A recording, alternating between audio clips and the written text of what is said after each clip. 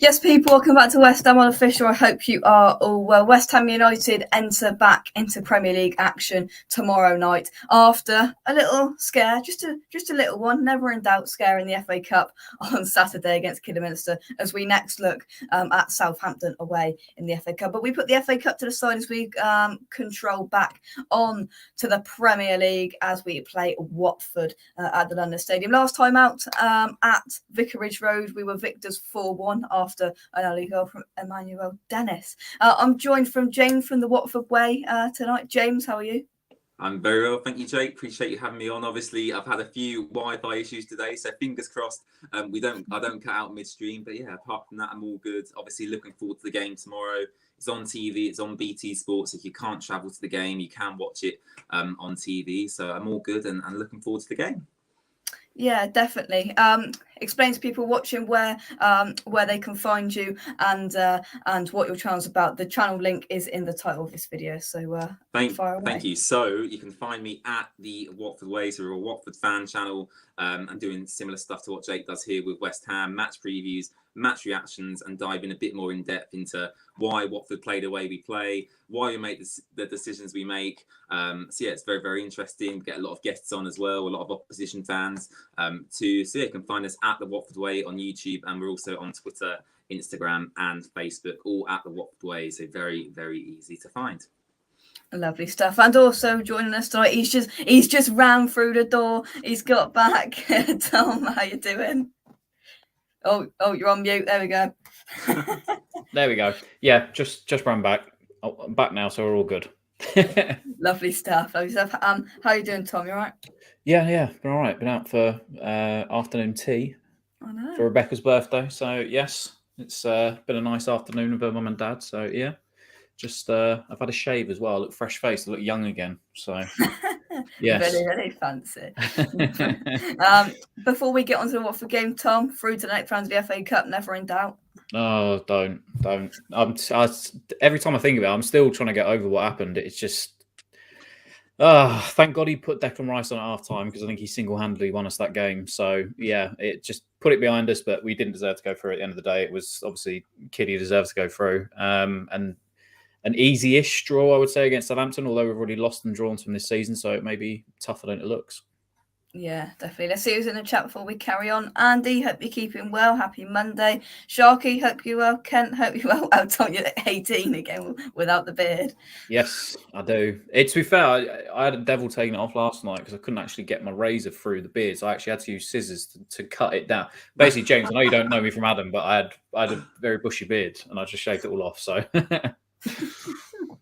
right, let's get into that. Let's get into it. Enough beard talk. Oh God, James, how have you? How would you assess Watford's season so far? Well, I think it's not gone to plan. I think that's quite obvious to everyone. We are in the relegation zone currently. We're 18th. The draw we just recently got against Burnley was very, very crucial. It was a must-not-lose game. Obviously, I would have much preferred to win it, but that was very, very crucial. We picked up a point there. Our first clean sheet of the season as well, because prior to that, we conceded at least one goal in every Premier League game. So I think it's fair to say, it's not gone to plan.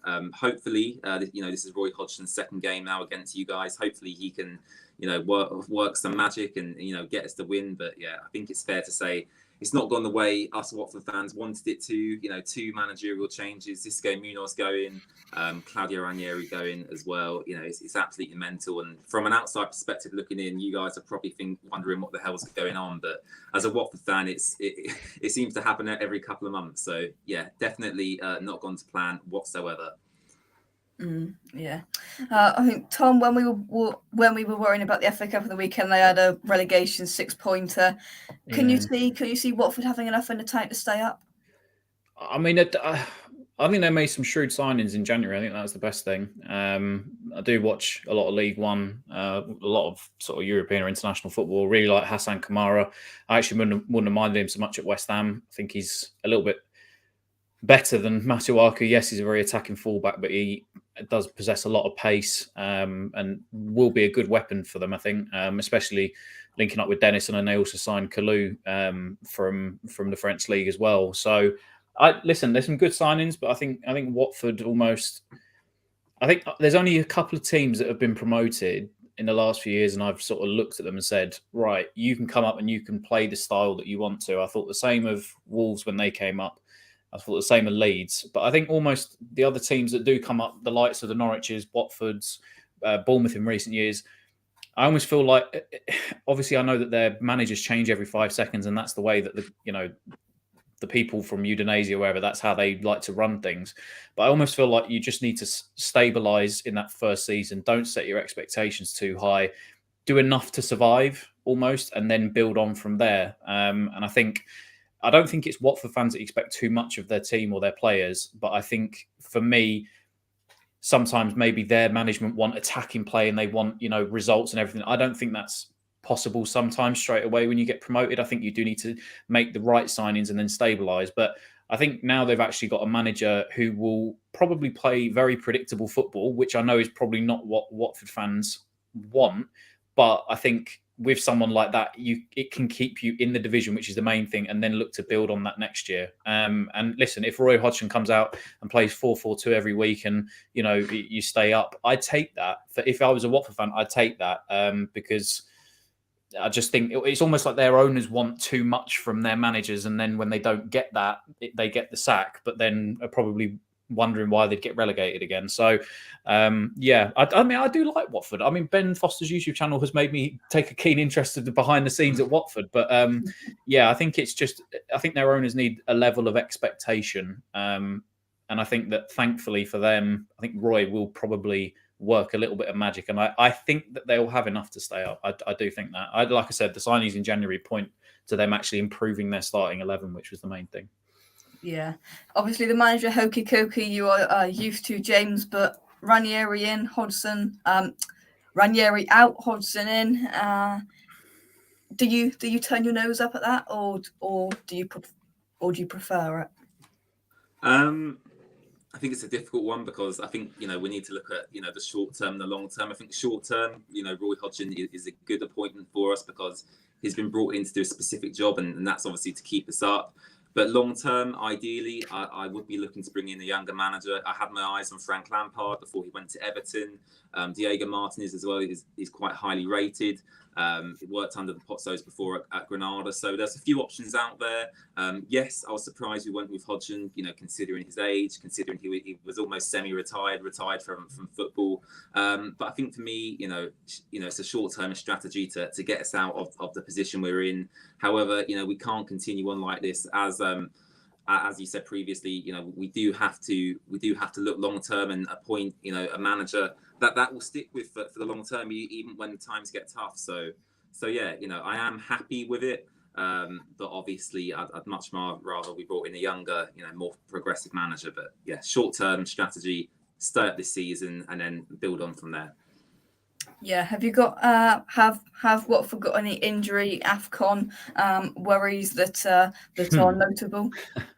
I don't think so. We've got a couple of injuries. Nicholas Nkouli, one of our centre backs, has been injured for about 5 months now, and he's still not available for this game, so I wouldn't worry about that. Rob Elliott, our backup goalkeeper, is injured. But the only other notable absentee is Ismaila Sarr, who is just returning from AFCON, obviously just winning it with Senegal. Sadio Mane as well, so really, really happy for him, but he won't make it back for this game. I think he's getting back to the UK tomorrow, actually, so of course he won't play in the game, but hopefully we'll have him available on Saturday. But apart from that, we've pretty much got a fully fit squad, full strength, and hopefully we'll see some of our key attacking players come up against your defence. A couple of injury worries we've heard today, Tom. Lanzini has done his Achilles. How bad, we don't know. Masuaku, people might not worry about that, but it makes our squad a little bit more thin. Zuma, there's question marks. David Moyes is saying he's okay, but we don't know. David Moyes might just want to keep his cards close to his chest there. Lanzini's the big one if Zuma isn't injured, though, isn't he? Because he has stepped in Ben Rama's role in the last month, and he's done it superbly. Yeah, he has. Thankfully, I've been out all day, so I haven't really actually kept up with any of the news and stuff. I think, to be fair, he kind of has to play it close to his chest because obviously he knows us, the fans, weren't happy at the fact that we didn't make a centre back signing. So And listen, it would be a woeful time for him, not only for that to get back, but after watching Issa Diop at the weekend. I said it with sort of Charlie when I jumped on my Hammers chat at half time. I can't understand the night and day between how he was in his first season and how he is now. It just doesn't make sense to me. But to be honest, we've got key players coming back. Like we say, Benrahma's back in Fornals, looked really sort of good for those 10, 15, 20 minutes, helping us get back into the game the other day. And I think other than that, I mean, Antonio, obviously having played 3 games last week, hopefully doesn't play the full 90 minutes. But, saying that, we kind of need him because we saw how sort of bad we were with Bowen up top. And I think, as Kent said in the chat there, I think it will be difficult because Roy will probably set up with, the 2 banks of 4. I think that was obviously Watford's problem, is that I don't think until that game the other day that was your first clean sheet of the season, or am I completely wrong with that? Yeah, that was our first clean sheet this season. I think we'd gone, in terms of Premier League games, I think we've gone 30 or 31 matches without keeping a clean sheet. So you can imagine I was very, very happy to get that against Burnley. Yeah, exactly. Yeah. And that's the thing. So we're going to need Antonio to try and sort of help break that down. But whether or not he can go for a full 90 minutes, I don't know.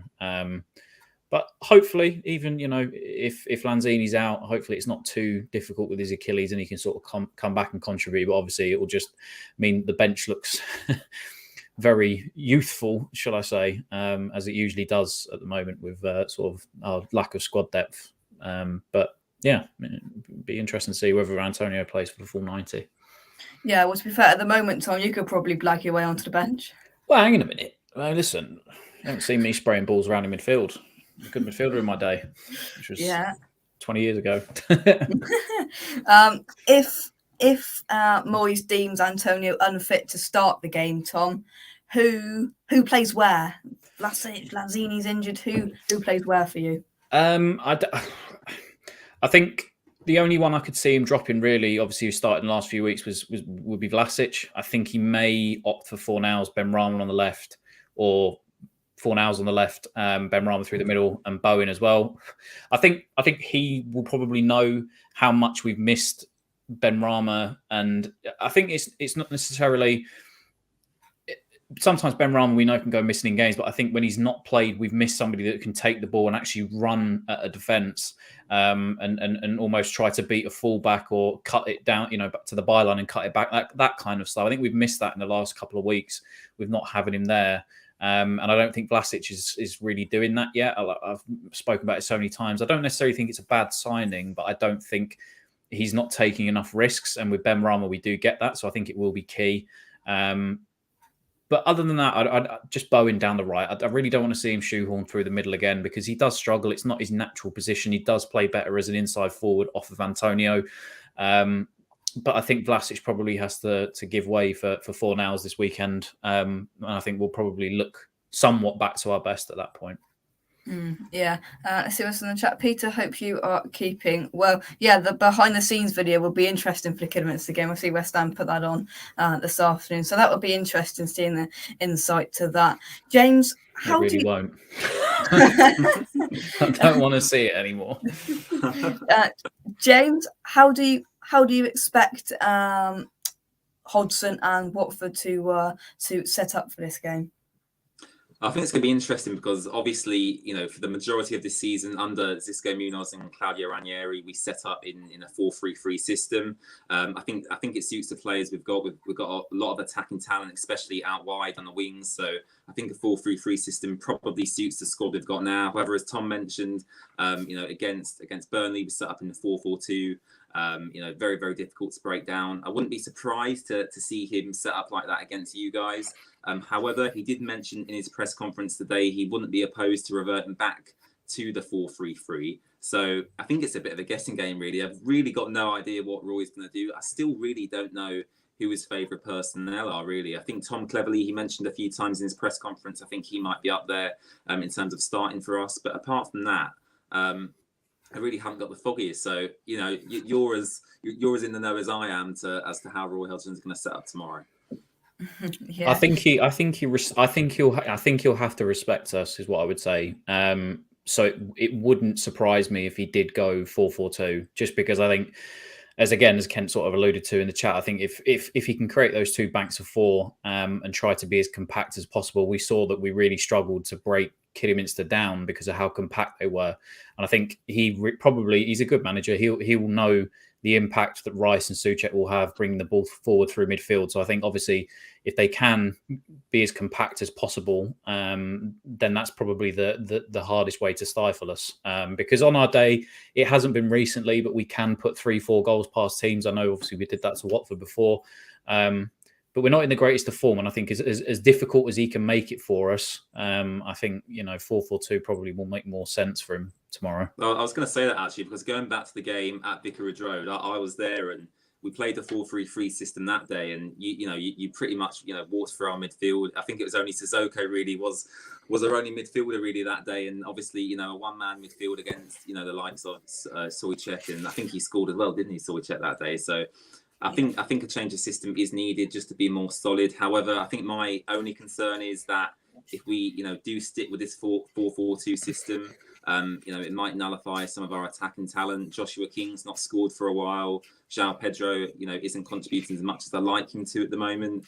And Emmanuel Dennis is just coming back from suspension. So I do think it's good that hopefully he can solidify us. But equally, obviously, I do want to still give the game a go and test your defence, because I feel like we do have the attacking talent to do that. Mm-hmm. Yeah. In terms of who starts in goal, it's a question that you can put to both sides. Will we see Mr. Go Pro Cycling GK in goal for Watford, James? I hope so. Yeah, I think we will. I think Daniel Batman has deputised for Foster when he's been injured this season. He's had a few niggly injuries, Foster with his hamstring. But when he has come back into the side and when he is fit and available, he does play. So I would expect Ben Foster to start in this game, yeah. Yeah, and the conundrum that David Moyes has now got, Tom, because he had no option to play Areola in the Premier League last week or whenever it was, when he started Areola in Premier League because Fabianski had COVID. Areola started and was questionable at the weekend at best. Who starts in goal for you tomorrow?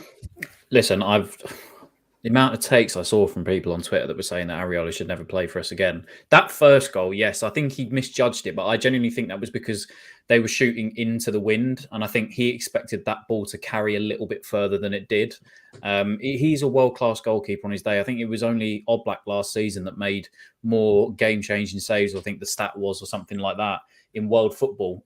He's incredible, and if he did play, I'd be more comfortable with him playing because I think his distribution is better. So, yeah, if Fabianski's fit, obviously he's David Moyes' love child, so he'll probably start in goal. But I would say probably, again, Foster would make more sense. I think Bachmann dropped a bit of a stinker in the second half against us when we played them earlier on in the season. So, yeah, either or. I'd like Areola just because, like I said, I think his distribution's a lot better. And I think it was a very tough game the other day with the wind and that, and I think it made it difficult for him. But he made a good few key saves. So, yeah, 70-30, as your dad said, I don't mind either or. Yeah. James, do you believe that Watford do depend too much on Emmanuel Dennis? Of course, scored a fantastic goal against us at Vicarage Road. Do you depend on Emmanuel Dennis to bring the goods too much?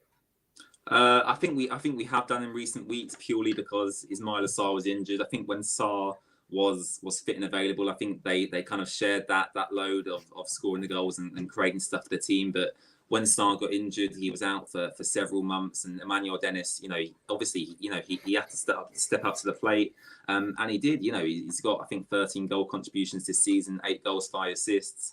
Really, really good return for someone who only cost us £3.5 million. So I do think that has been an issue for him where he is trying to fill that void left by Ismaila Sarr. But as I said, obviously Sarr's not available when we play you guys, but on Saturday when we face Brighton, Sarr should be back from AFCON and fit and ready to play. So I think, when Sarr does come back into the team, I think, Emmanuel Dennis will probably be able to play more how he wants to play, purely because he's got someone else there in the team with equal talent as he does to share that workload. So yeah, obviously for when we play you, it'll just be Dennis available. But when Sarr comes back, it should be, even better for Watford. Yeah, let's go into predicted lineups. James, I'm not going to put you on the spot. I'm going to put Tom on the spot first. James, think of your predicted lineup because, quite frankly, I'm not sure you have a clue with with Roy Hodgson in charge. So Tom might have a better idea for the West Ham lineup. Tom, you are David Moyes. What are you going for?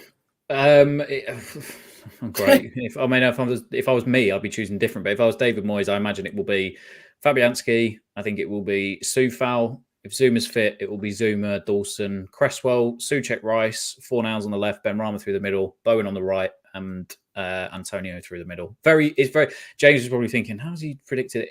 It's very, very, very predictable with West Ham. That is usually the starting 11, same formation and everything else that we'll get this season. So I wouldn't be shocked if that was, or maybe Ben Johnson, because I thought he had a good game at left back, but I think he'll probably want to change up.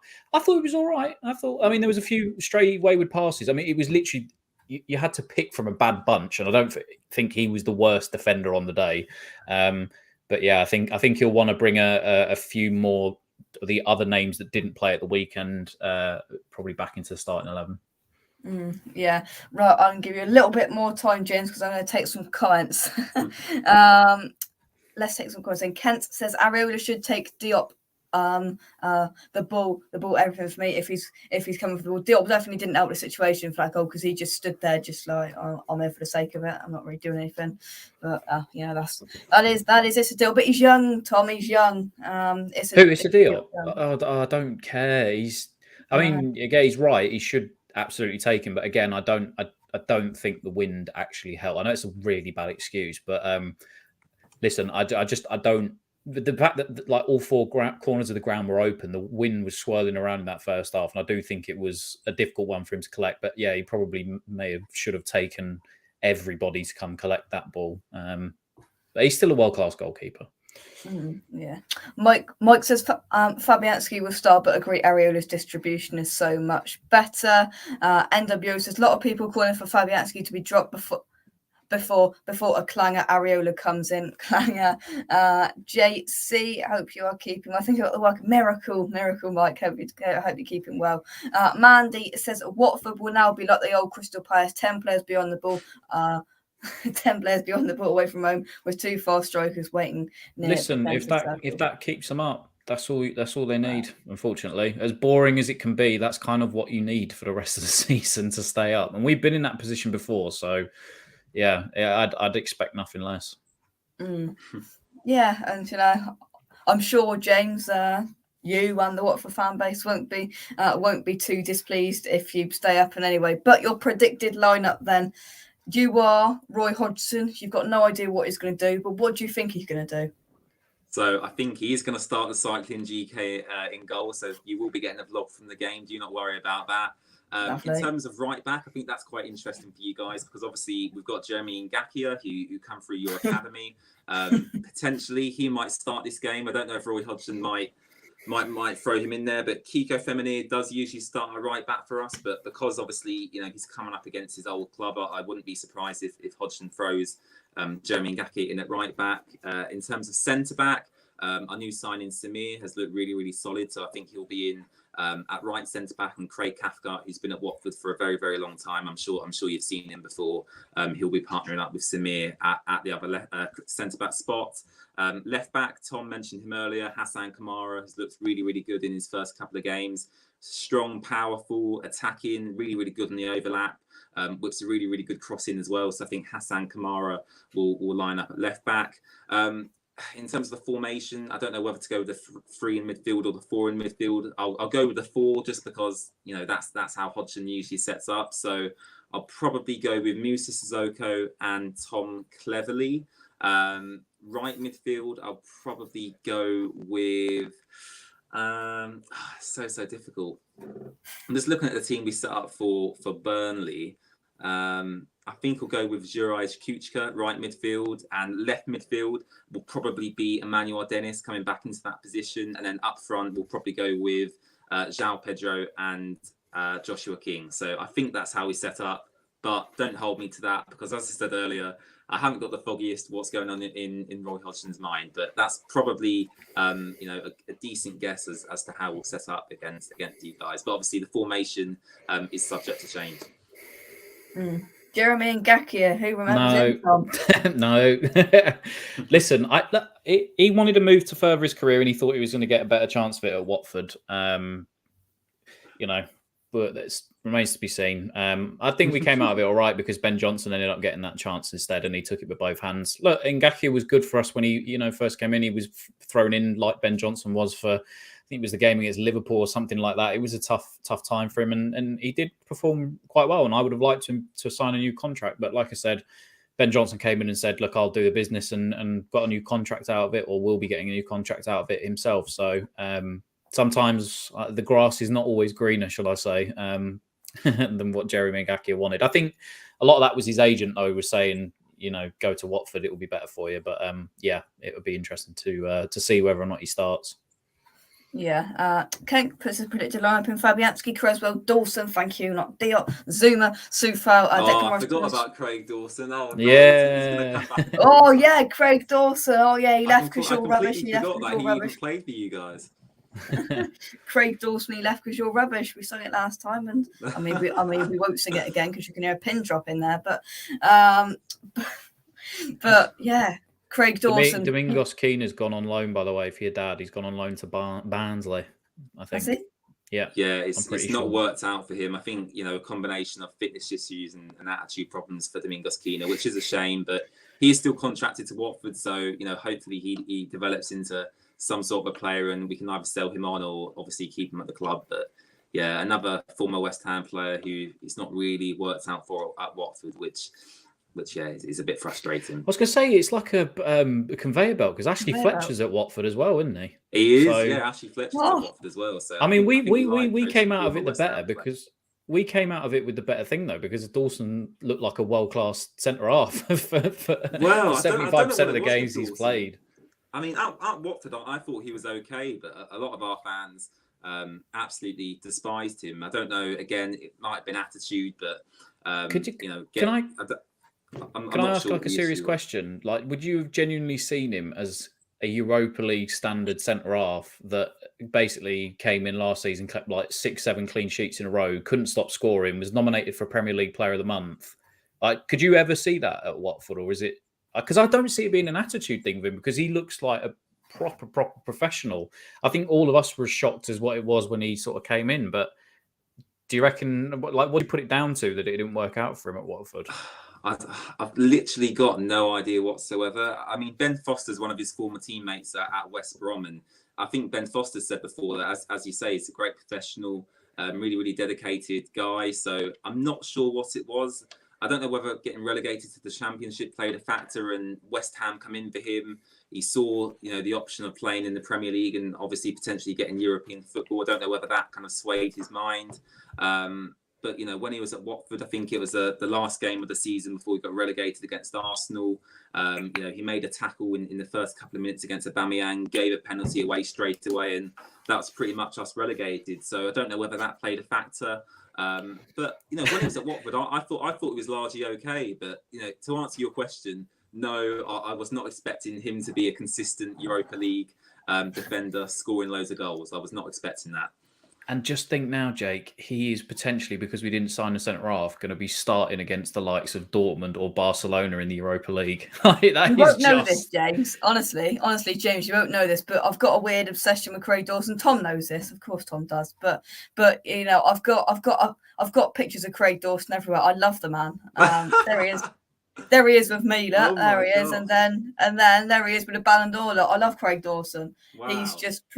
I mean, not gonna lie. When he first came in, and Watford fans started posting the highlight reels when he was atrocious mistakes, and I was like, oh god. But listen, I mean, he has made, like, when he makes a mistake, he makes a mistake, and he does. Like, I mean, kicking Che Adams in the head instead of the ball, that kind of stuff. But listen, I remember when he first came, I was not thrilled with the signing at all. But my God, what a squad player, what a pro he's had sort of been since he's joined us. And like I said, the fact that Ogbonna's not fit, and Diop just keeps dropping stinker after stinker, the fact that he is in line to start against like I said, like Dortmund or Barcelona, it's quite funny, really. Great turn of events. I mean, to be fair, we can sit here and say midfield matchups, Sissoko and Souček, but next May, I'm going to be saying, right, the matchup this week is going to be Erling Haaland versus Craig Dawson. Europa League final, Craig Dawson versus Haaland. You've heard it here first on West Ham Unofficial. You have indeed. Let's get through these comments then. He talking about Ngakia. Kent says he was very good right wing back. Jeremy hasn't worked out since he left. Keelan Fletcher, just loads of them. Quick fire, because we're going to go on the predictions and then wrap things up a minute. Would James take Dawson back? Yes or no, Mandy? Yes, absolutely. I would take him back in the heartbeat. I don't know what the issue was. I really don't know what the issue was with him. I think his head just got turned by West Ham's interest, really. But yeah, seeing what he's done at West Ham, of course, I'd take him back. Of course, I would. Yes, James, I've just called you Mandy. Don't worry. You apologise to Mandy because you just called her James as well. Yeah. Oh, what a day! What a nightmare. Have West Ham got better defensive coaches, bring the best out of Dawson? Who knows? Not bad. No, it was about 2 million, David. About 2 million quid. And you actually got him on a. It was initially a loan, actually, as well, wasn't it? Yeah. You got him for half a season for nothing, really, which absolute bargain that was. And then we didn't know until we played 15 games that we had the obligation to then buy him for £2 million. Of course, we put in the contract that nobody knew about. If he plays 15 games, which we all thought, he won't play that, he'll just sit on the bench. But he played 15 games by the end of the season, which meant that we automatically signed him for £2 million. Brilliant. But before we move on to predictions. Before we move on to predictions, drop a like on the video, subscribe to West Ham Official. Check out channel sponsors SRM Cover and Sun by clicking the link in the description down below. And check out James's channel, The Watford Way. Click the blue bit in the title and it will take you straight to his channel. Right. Tom, prediction. What are we going for? I think it'll be nervy. I do. I think just we haven't looked good, have we, really, in recent weeks? And then obviously the weekend didn't help as well. I will expect a better performance because, like I said, a lot of the first team players did have to come off of the bench in the second half to really rescue that. And obviously when Rice starts, we've got a chance. So I think we'll scrape it 2-1. Like I said, I do think it will be very tough for large parts. Obviously, Roy's going to want to really sort of hone in on being as defensively solid as possible and catch us on the break, which we've looked susceptible to, especially against a lot of pace. And that's one thing that Watford do possess on the break is a lot of pace. So yeah, I think we'll be 2-1. I think Antonio potentially gets on the score sheet. I think Bowen probably carry on his rich vein of form, but yeah, I think we should have enough, but I expect that it will be a lot tougher than obviously the last time that we played them. So yeah, but the key thing for me today or tomorrow is going to be which shirt does Ben Foster get to give away for his YouTube channel, because I think it's going to be Rice. I think he's going to corner Declan Rice after the game and try and get his shirt off of him, which will be fun to watch. So yeah, I think it'll be 2-1 to us.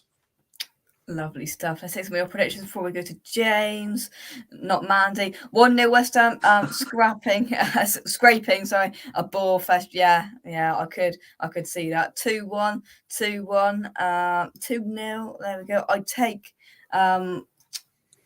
take that two tough games 2 weeks ago. 2 weeks ago. Do you ever mention your poor dad's name on stream? No. I don't think you ever do it, do you? Well, it's just a bit weird. No. Peter says the most annoying thing about Dawson when he clears the ball, he never seems to go to one of our team. Apart from that, he's pretty okay. It's all right. He just moves the ball up. He don't know any different, does he? Just let him do it. Let him be. But James, your prediction. You won't offend us if you say you're going to win, by the way, because we probably agree with you at the moment. Well, what I usually do on my YouTube channel is I usually give 2 predictions. I usually give a realistic one, and then I give one from my heart where, I hope Watford are going to smash you 5 or 6-0. So I'll do that first. So in my heart, I'd love, a really, really comfortable 4-0 win, and that would be very, very nice. However, realistically, I think this might end in a score draw. So I'll go with a 1-1 draw, realistically, but in my heart, 4-0 win. Lovely. Yeah.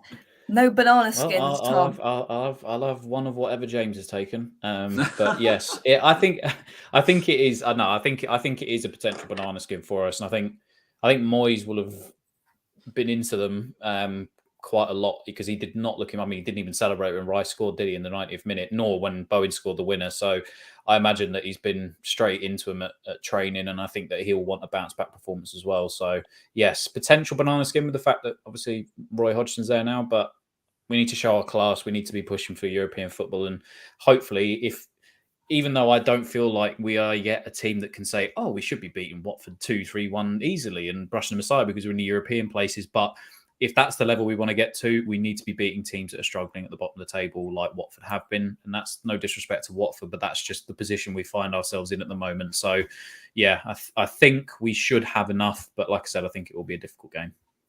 Definitely. 3-1 says David. Sharky's honestly, I got Dawson on my mind. Dawson is reliable, more than can be said of Diop, unfortunately. Yeah, I've stuck by it. I never particularly liked Diop. He had a good season, but for the last 2 years I've heard he's young, he's this, he's that. I mean, I'll take Diop at Watford any day, so feel free to drive him to Vicarage Road. Yeah, I will drive him there for you. Thank you.